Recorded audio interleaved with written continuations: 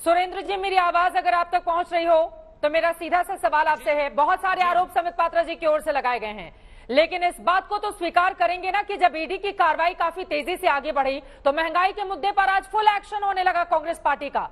और आरोप आप लोगों के ऊपर यह भी लग रहे हैं कि दरअसल सदन के भीतर जब चर्चा होती है तो उस दौरान आपके नेताओं की मौजूदगी नहीं होती है। आप मुझे बताएंगे बीते 8 सालों में कितने सवाल कांग्रेस के नेता या फिर बड़े नेता राहुल गांधी ने उठाए हैं महंगाई के मुद्दे पर सदन के भीतर? कोई है आंकड़ा आपके पास राजपूत जी? जब ईडी पीछे लग गई तो उसके बाद अब महंगाई नजर आने लगी, ये आरोप है आप पर, जवाब दीजिए इस पर। तीन चार बातें हैं चित्रा जी, बड़ी साफ साफ बातें हैं। जब भारतीय जनता पार्टी और उनके साथी एक तरफा बात करने लगते हैं तब बड़ा अफसोस होता है। पिछले 8 साल में महंगाई पर जब जब रेट बढ़ा है, जब जब पेट्रोल का आपने 3 रुपए 59 पैसे से 32 रुपए जब आपने एक्साइज ड्यूटी की, कांग्रेस ने हंगामा किया। जब जब क्या नाम आपने पेट्रोल के ऊपर 10 रुपए 59 पैसे से 33 रुपए आपने पेट्रोल के ऊपर वो किया, तब तब हमने हंगामा किया।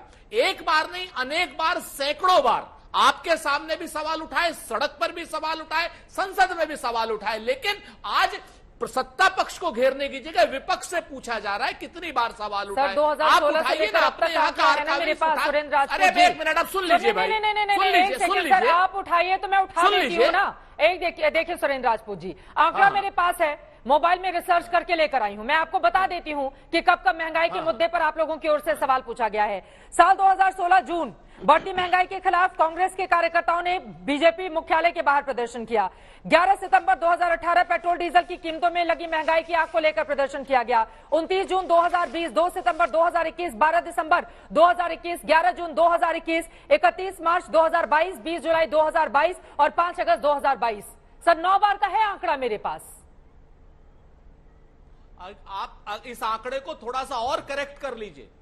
2014 से लेके 2016 के आंकड़े नहीं है आपके पास, और इसके बीच में भी आंकड़े नहीं है जिस समय यूथ कांग्रेस ने पूरी के पूरे देश में सारे पेट्रोल पंपों के ऊपर प्रदर्शन किया। आपके पास आंकड़े नहीं है जिस समय हमने संसद का बहिष्कार महंगाई के ऊपर किया, उस समय आपके पास।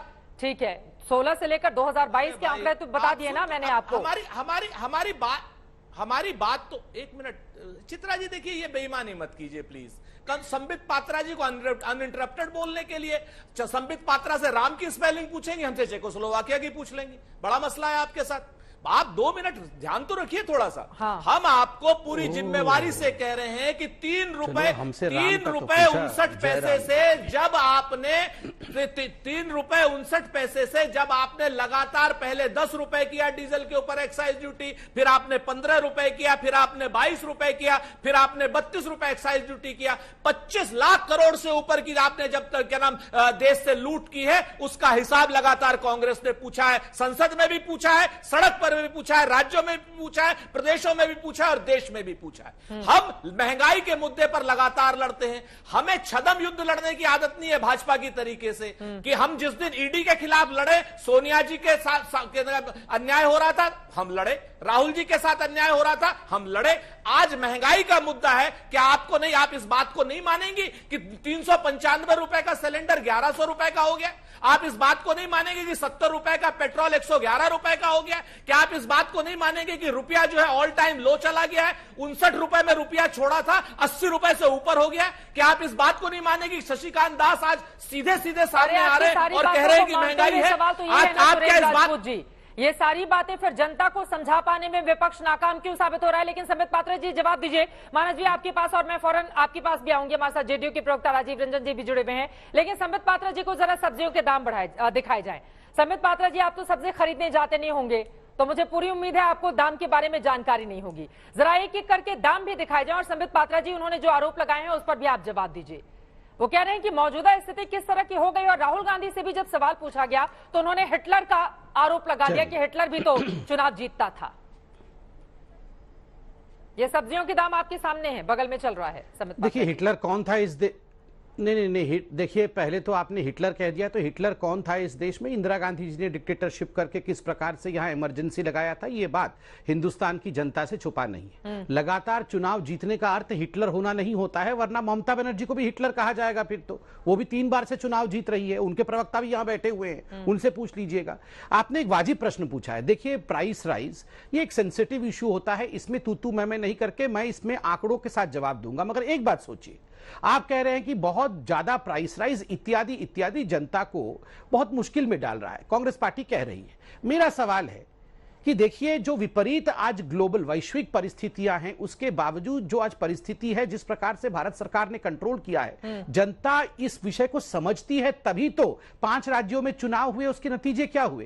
कांग्रेस इतना प्रदर्शन धरना करने का ड्रामा कर रही है, फिर भी कांग्रेस आगे क्यों नहीं बढ़ पा रही है? क्योंकि जनता जानती है कि प्रधानमंत्री परिश्रम कर रहे हैं। प्रधानमंत्री इन 5 रुपए और 10 रुपए जब एक्साइज ड्यूटी छोड़े गए पेट्रोल के ऊपर और डीजल के ऊपर अप्रैल के महीने में 2022 में, तो याद रखिए 7 ऐसे गैर भाजपा राज्य थे जिन्होंने इसको बेनिफिट जनता को देने से इनकार कर दिया और उन्होंने 20,000 करोड़ रुपए उससे कमाए, जबकि भारत के सरकार को 1 लाख करोड़ रुपए का नुकसान हुआ है। जनता के लिए कम किया ना प्रधानमंत्री जी ने, 5 रुपए और 10 रुपए एक्साइज ड्यूटी पे। अभी 4 दिन पहले कॉमर्शियल सिलेंडर पर 32 रुपए कम किए गए हैं। जो 19 केजी का सिलेंडर है उसमें 32 रुपए कम किए गए हैं। ग्लोबल परिस्थिति के बावजूद किस प्रकार इन्फ्लेशन दर 7 से कम रखा जाए, मैं आपको एक आंकड़ा कंपैरिजन के लिए दे रहा हूं, ये बहुत सटीक तरीके से सुनिएगा।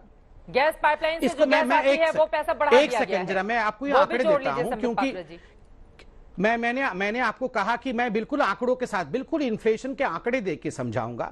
देखिए, नरेंद्र मोदी जी के 8 वर्ष का जो औसत इन्फ्लेशन है वो 4.91% है। मनमोहन सिंह जी के 10 वर्ष के कालखंड का 8.36% इन्फ्लेशन है। अटल बिहारी वाजपेयी जी के 6 वर्ष का 5.63% है। नरसिम्हा राव जी के 5 वर्ष का 10.49% है। राजीव गांधी जी के 5 वर्ष का 7.91% है। इंदिरा गांधी जी के 15 वर्ष का 8.48% है। जवाहरलाल नेहरू जी का डाटा अवेलेबल नहीं है। तो ये जो आंकड़े मैंने आपको बताया, बिल्कुल आंकड़ा छपा हुआ है वर्ल्ड बैंक के डाटा का, ये डाटा रिलीज किया है वर्ल्ड बैंक ने। आप खुद बता दीजिए, इसमें हंसने का विषय नहीं है। आपने कहा कि आंकड़ों के साथ, मैं आंकड़ों के साथ विषय को रख रहा हूं। हंसने का विषय तो आज राहुल गांधी और कांग्रेस पार्टी है। केवल और केवल एक परिवार के लिए जिस प्रकार का मुहिम छिड़ा हुआ है, क्योंकि परिवार 5,000 करोड़ रुपए के गबन में आज आकंठ डूबी हुई है, तो स्वाभाविक रूप से जब ईडी का छापा पड़ रहा है तो कहीं ना कहीं महंगाई के पीछे छुपने का प्रयास कांग्रेस पार्टी कर रही है।